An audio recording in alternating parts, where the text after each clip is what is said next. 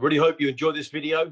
Subscribe, like, and click the bell to be notified of more fantastic music content just like this. Hello and welcome to the Need to Know Music Show with me, Ronan MacManus, here on Switchbox TV. Today I'm joined by a Mexican musician and actor who has enjoyed success in both disciplines, winning awards for his acting roles. And with his music, he's been concentrating on the Latin and Hispanic audience in recent years and is now making plans for the English-speaking audience. He's going to conquer the English-speaking world now. Please welcome Jorge Blanco. How are you? I'm good. Thank you. How are you? Yeah, I'm very good. Very good. So how have you been this strange year we've been living through? What have you been? Where have you been spending 2020, and what have you been up to? Well, at home. There's not much option, actually. Yeah, it's been a crazy year, but I mean, I guess I can't complain. Luckily, I got enough to work with and play around at home here in my studio. I've been working a lot in music and kind of preparing everything for the next year. And I was anyway taking a bit of a break to, reform everything in terms of music style and everything in direction. So this helped even a bit more to even have a bigger excuse to, take the time we need to have everything ready.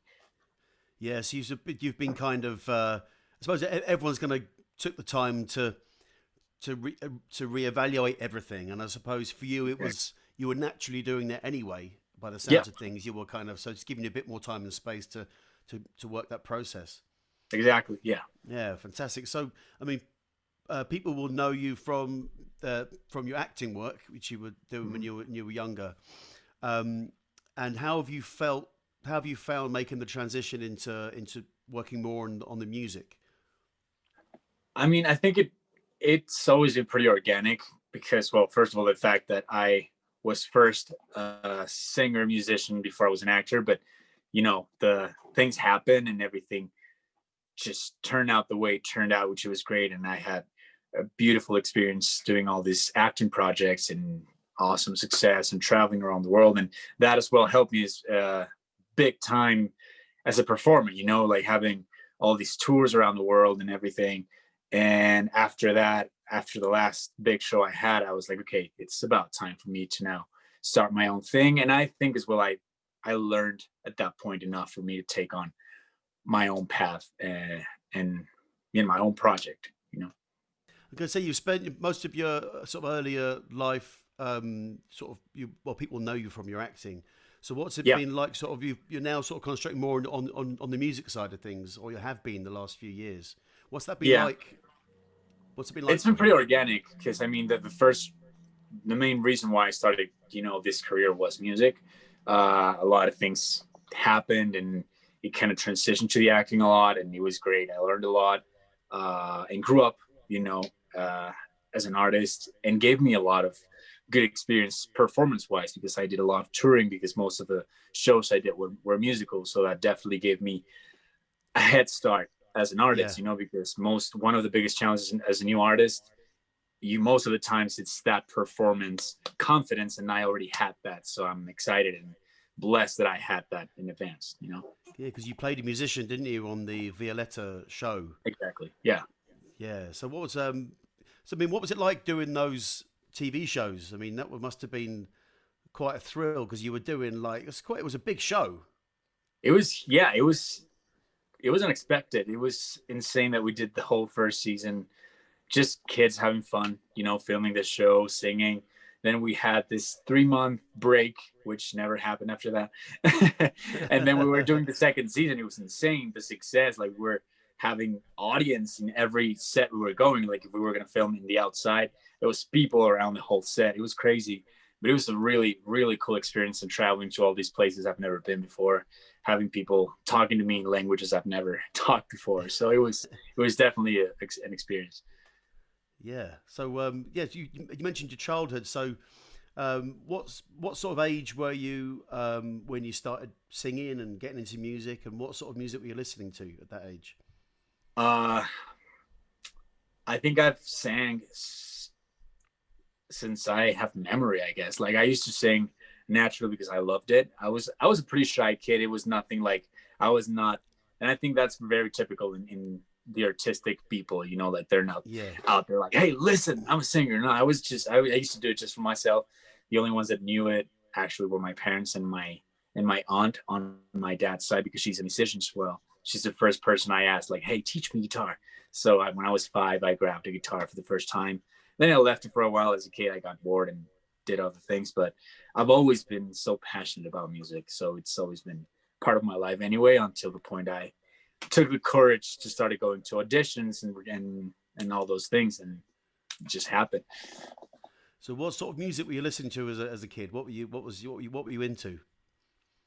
Well, first of all, I was a big fan of everything. You know, I used to have this typical cassette recorder, the toy one, colorful one with the microphone. I used to sing all the Disney cassettes there, for sure. And then I got my punk rock era, you know, those Blink 182 times when I was closer to 12. I had all that transition, Green Day, all that stuff. And then I transitioned more into the whole pop R&B world. So that's all that pop punk Green Day kind of stuff. That's great for just as you're hitting your teens, you were hitting the rebellious stuff. That's fantastic. Because that's, I mean, what a great expression as well in those songs. Oh yeah, for sure. Yeah, and perfect lyrics for those times and those ages. So were you playing guitar at that point? Yeah, I got like officially back to guitar when I was 12. I started, like, you know, looking for different teachers until I found one that was like, I'm going to teach you music, not guitar. And I was like, yes, I love that. Oh, great. That's what I like. And it's been great because it's been my main instrument since then. And that gave me a lot of good basics to start. You know, I kind of taught myself a little bit of piano. So I'm able to make myself company, a little bit of drums as well. So yeah, since then that's been perfect tool for myself as a writer as well. So yeah, it's been cool, and the whole creating process having those tools. So what age were you when you started to write music? Probably like around 12. That was my, like, the first song I ever wrote. Yeah. And how did that go? No, I mean, it's the typical song, like, what should I write about? I think there was this girl I never told I liked her, and then she moved away to some other city. So I wrote this really sad song, you know, like, you want to go super deep and intense when you're like 12 and, you know, teenager vibes. Yeah, I had a song called Michelle that I wrote when I was about 10 or 11 or something. Yeah, most of the time it starts with a girl. Yeah. Absolutely, yeah. And why not? Yeah. That's the main reason why why you learn guitar in the first place. You're I know, right? And you think, well, if you can play music, then they'll come to you. You don't have to go to them. Exactly, yeah. But that wasn't a song. Were you thinking at that time that it was something you could do for a living? That was always your plan. And at what point did you write a song you thought, this is good enough to sort of for people to hear? It was weird because it was something I always know I wanted to do, but at the same time I was not trying to go crazy about it. You know, when you're in high school, and everybody starts with the pressure and what are you gonna do? What's like, are you gonna go to college? What is it? And you're like, and I didn't want to stress much about it. I was like, I'm gonna finish high school and then I'll figure out what I want to do. But I was already definitely like looking at a couple schools. There was one school, music school, that was it was the start of the careers of writing and composition. Like, it was not like now you have so many branches of different things you could do in the business. And I went to that school just to get information, and they were like, we usually get like good scholarships for Berkeley, and I was like, oh, that's pretty interesting actually. So I never got the chance to get to that point because when I was 15, I went to the audition of this reality show and I just got in. So it kind of like the career was like, yes, this is for you. You stay here. So I was like, okay, fine. So this was the High School Musical yes. you did. Yeah. Tell us a bit about that. Tell us a little bit about the reality show. What you were trying to get a place on the High School Musical. What was it? A spin-off or something? Or what was it? What was the? Yeah, I was already very I liked a lot the concept of the American movie. I was like, this is cool, you know, having this. I was not a geek about musicals then because I just didn't know much about them, but I was like, this is awesome, like a movie musical, they're acting, singing, dancing is awesome. So when I heard they were going to do some kind of reality show to find like the new main characters of the Mexican version, I was like, oh, that's fun. Yeah. So I looked around and I actually went to an audition before that for another reality show musical as well, where I did well, but then I got kicked out when they asked me to improvise dancing, which I didn't dance at all then. So this High School Musical thing came out, and then I was like, okay, fine, I'll go. I went there. There was dancing as well, but luckily it was choreographed. I didn't have to improvise, so Right. at least I had all the attitude, put a smile. It was Disney, so they liked that thing. And I got in. It was crazy how quick it happened. It was a huge audition. I think it was around 20,000 people that went to the audition. Wow, And that's a lot of changed. competition. Yeah, it was a lot, but that changed everything. Fortunately, it was with Disney, so there was a lot of things being a reality show that they were really taking care of us. There was actually like a good image thing. They were, yeah, we were kids. They couldn't do much intense stuff there, and it was fun. I learned to dance there. For sure, and it was cool, you know, it was like an intense school academy kind of vibe. 4 months doing one main show every week, competing against others. It was cool. Yeah, I mean that was obviously the start of your relationship with Disney, which still continues today. So that was a Yeah, really good decision to go to do that yeah, audition. for sure. Yeah, I would probably not be here the way I am if I didn't go to that. So that would have led on to the Violetta and Yeah. all the other things you did of acting wise, but there was always a musical thread through all of that. So it was Mm-hmm. always the idea that you were thinking.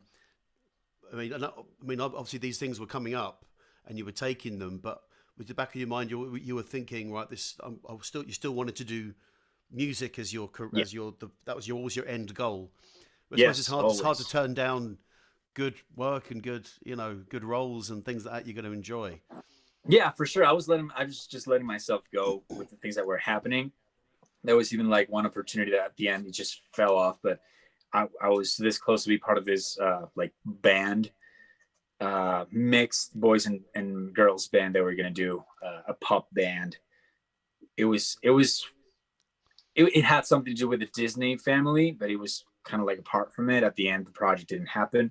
But yeah, I always had that in the back of my mind. And then when I finished Violetta, right in the like between the middle of Violetta, I was like, okay, after this, I have to, you know, put my focus on that. I think I'm ready, you know, and I see clear where to go and what I have to do, and now I'll have a base as well of this fandom as well. That's, you know, I guess it'll help, and it's definitely been helping a lot. So yeah. And you can see that obviously there's been the Disney family has created, Britney Spears, Christina Aguilera, Justin Timberlake was it as well, and so many stars you could see that it started from that Disney beginnings. And Yeah. so was that in your mind thinking, there's a there's a there's a history of artists Yeah. coming from this and with having huge careers. It must have been Yeah, very for sure. exciting to be part of that, thinking that you were really building something. Yeah, for sure. I definitely knew it was a good way to start, for sure. Yeah, excellent. And you've sort of built a good fan base from that. So it's been those are all kind of Latin based things, aren't they? Like it's. How have you found moving into you made the move to America? Is that right? And you're doing some more Yeah. stuff, English, English speaking songs. So, Hmm. how have you found that transition into that? I know you did some stuff in 2017, had a couple of singles Hmm. out. Well, it wasn't that crazy. First of all, because I was already a big fan of everything, all the English music, you know. And at the same time, I wanted to challenge myself and go somewhere nobody knew me. You know, I was like, okay, I got Yeah, this cool stuff going in Europe and Latin America, but it would be interesting to go somewhere I'm nobody and just try it from scratch and see what happens, what reaction people have with the music. And it was a very good experience learning. Well, and being in a city like LA, which like you breathe everything in the environment. It's like competition and inspiration, and you everywhere you go, you something about music, and I love that. I love that, and I learned a lot of things. And it's a different way of working as well with the Latin American way on the business. So it was great for me to gather all of that mindset of the way they work and try to mix, the best way possible for me as a professional to find what parts of both sides I like the most. I was going to say, is that something that you thrive on, that kind of that competition? Oh yeah, I love that. I think it's definitely more of a, especially LA. It's such a go-getter city. It's like you either stand up and go get what you want, or you're done. It's such a crazy, expensive, and insane environment there that it definitely pushes you to go and just move and do whatever you have to do. Was that a bit of a culture shock though, going to LA and seeing everything that that you'd sort of obviously seen on TV, and you're living there? What was that like? It was crazy. It was, for me, I mean, probably for some other people it might be overwhelming, but for me it was definitely very inspiring to be around so much. It's like, I gotta be part of this. It just felt right for me. So it was a really fun time being there, and I would not hesitate if there was another opportunity to be back in LA again. I love it. It's, I mean, at least for me, it works. Yeah, I'm gonna say obviously the place kind of matches your ambition. You obviously got big ambitions for yourself, and it's you weren't daunted by it at all. It was like you felt like you belonged there. That's totally really good. That's great. So the sort of studio process, do you enjoy? Is that side of things that you enjoy? Just I mean, how do you normally work? Do you work first of all with songwriting? Do you work with other songwriters? Do you enjoy that? And then recording, how best do you like? How do you like working? I have a lot of fun in the creative process. Actually, the first year that I moved to LA was the first time I ever experienced working with someone else as a co-writer, and it was insane because at the beginning they were going so fast. I was like, okay, these guys they do this every day, and I don't. Like I came from this background of myself sitting around, and every time I had this block, I would just like leave it and come back in a couple of days, because that's the way you do it when you do it by yourself. But then when you go to a writing camp, it's like, we need a song today. Like you sit and you have to leave the studio with the song done. And it was crazy, but I did learn and gain so much confidence of not being afraid to just throw anything, whatever comes to your mind. And I've learned as well, like it taught me very well how to be a leader on my own projects, to be able to be like, this is what I want, this is my vision, and try to really help the other person you're working with understand where you want to go. And I've seen a lot of different videos of other artists I admire a lot, like for example John Bellion, like all those producers and artists, the way they work, the way that they have such a clear vision. I'm like, that's what I want to do, and I've been trying to get better at every time I'm at the studio. That's something that fascinates me, actually, the idea of pushing through the block, pushing through writer's block, because it's a horrible thing. And actually being able to have the sort of confidence. I've always worked on my own. Well, worked with my brothers before that, and was in bands. But as far as songwriting, I kind of tend to work alone, and I find like you, I just walk away. I find that interesting, finding ways to break through that block. I mean, are there techniques that you use? Were they giving you tools to do that? Do you need other people to drag you along, or how does that work? Well, lately, I mean, especially now with the quarantine, I've been writing more by myself than the past years again. And I've been trying to find different ways of getting my head, take myself out of what I'm doing. Either it could be just for a moment, or just jump to a different song probably. And I don't know, I think motion brings motivation, just doing something else or activating some other thing and then get back. It gives you a different vision, and it gets you out of that block and that stubbornness that you were probably having at the moment, and it was not the right direction. Because that's something, obviously working with someone else, they can help you through it, but if you're on your own, you need to find other tools to do that. Totally. Excellent. So, looking at into next year, what sort of plans I've heard you got some new music coming out next year or Yeah, planned we've for been next year? working in a lot of new things, both Spanish and English. So we definitely have really good material I'm excited about, and definitely more focused on what feels right for me, in terms of style, vibe, and what I want to write about. Um, we've been rearranging a lot of things as well in terms of the team and all the plan. And at the same time, I don't want to rush it either. Every time I talk, I speak with the team that I'm like, whatever it takes, I don't care how long it takes, we have to do it right. Yeah. And as long as we release this at some point, but let's do it right. And I'm excited at least we've had the time to really work and things and plan things out. So I'm excited for 2021 for sure. So, do you have anything, a sneak peek preview or something, or anything you might be able to give us a little bit of um, Mm, a song title or something? You can maybe give us a bit of a a sneak peek. Let me think. something you can just. Ah, I don't know, because we don't know So, yet which songs we're going to start with. So it could be, I don't want to get into this, giving a sneak peek of something is not going to be releasing very soon because it was pushed and something else is coming before that. But it's definitely what I can say. It's closer to a funk R&B wow, vibe for cool, sure, which is definitely what I vibe with the most. So yeah, I'm great. excited about that. That sounds great. Yeah. And we heard you have, well, it's been announced the Disney Plus Yeah. show for next year.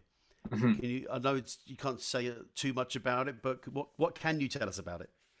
Well, what I can tell, it's kind of like it's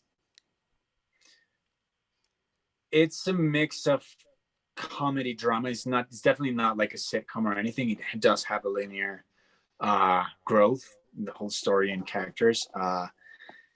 And the cool thing, it's going to be the first show fully produced in Mexico, a production, cast, and everything. So that's definitely going to be something interesting to be part of.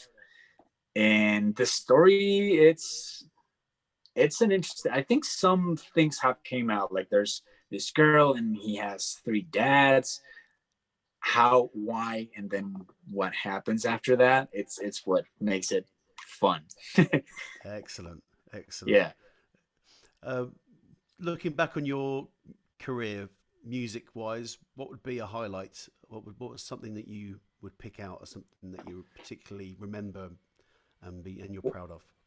Well, my highlights in terms of music was definitely, I mean, the show with Violetta made us do crazy things on the tours that we did. The biggest show we ever did was in Poland. Um, we did a show in a stadium. It was like around 30 something thousand people. It was insane. Wow. Even it being at that moment, being like, I'm in Poland with Polish people singing songs in Spanish, like, what's going on? It was crazy. That was definitely a highlight. And then the whole LA stuff as well. And then I did this. Well, the very first time I went touring, like as a solo artist, was a big highlight. I did this opening tour for R5, good friends of mine. They're no Yeah. longer R5. I think they changed the name. Driver Era, I think it's now.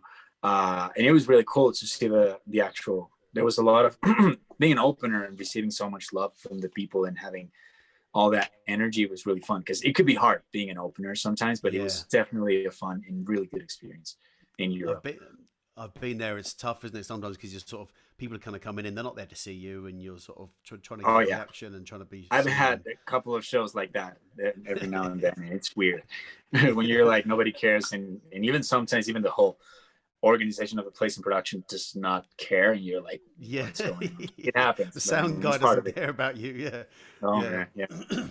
But tell us about that. Just try to quickly Yeah. on the Poland gig. What was that moment like before you went out onto the stage? Before you went out in front of 30,000 people, what was that? What was going through your mind at that point? I think it's one of those things you don't really believe it. Like you don't make it fully conscious until you're there. You're like, okay, this is real. It was weird. it almost those things, and it's closer every time you have those big highlights in on stage are very similar to the first time you ever go on stage in your life, which is a very weird feeling when you get back. When you get down, you feel you it was a dream, like it was not real, and it goes by so fast. You're like, did that just happen? Like, it's so weird, especially if you add up all the adrenaline you just went through it as well. It's not a normal feeling, you know. It's such a weird thing, but I love it. I love that live feeling.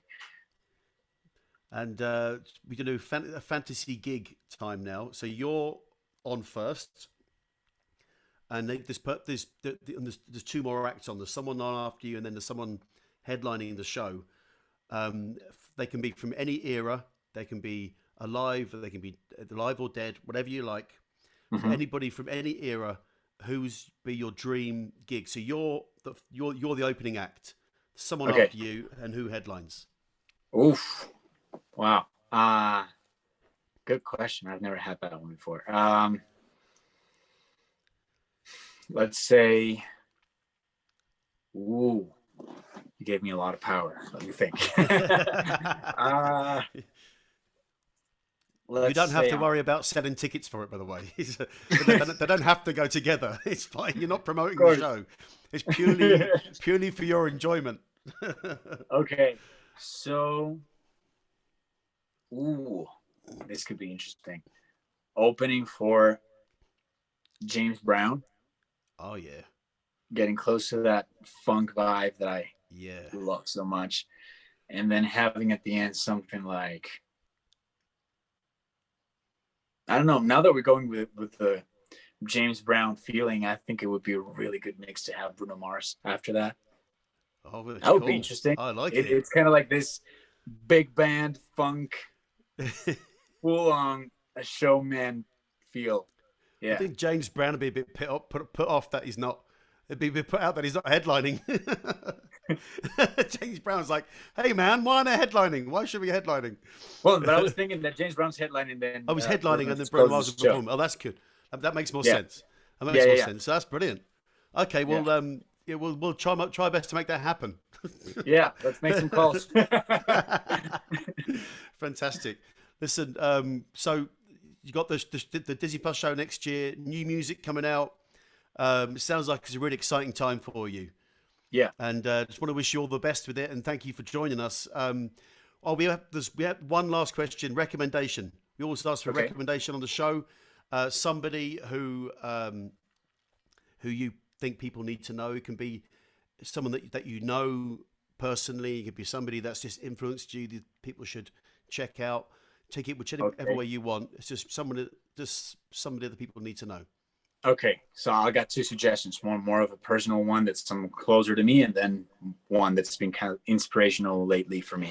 The first is this really good friend of mine. He's such a talented guy, nice guy. He's from South Africa. His name is Sean Jacobs, and he just released an EP, a Christmas EP.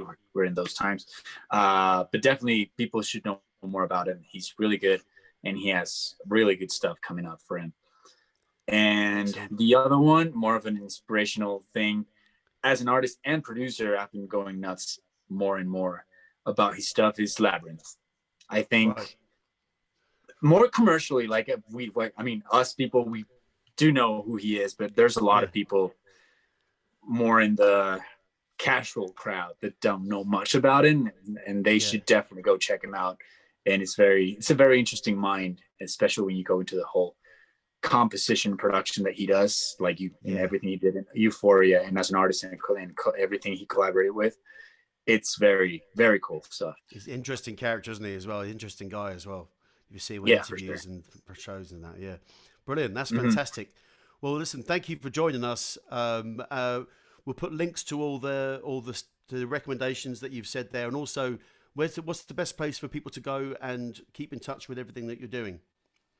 Well, pretty much in most of the big social media, mostly Instagram is the one I'm the most active as personally and business wise, and then everything else like Twitter, YouTube, all my videos, I do live streams every now and then on Twitch, where I do a bit of live music as well, so they can check it out. Fantastic.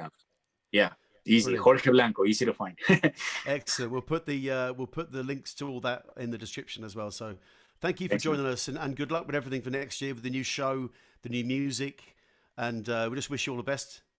Thanks, man. I appreciate that. Same to you guys. It was a pleasure. Thanks for having me, and the best for the next year as well. Feliz Navidad. Feliz Navidad. There you go. Nailed it. Thanks, Jorge. Take care. Thank you, man. Thanks. Switch.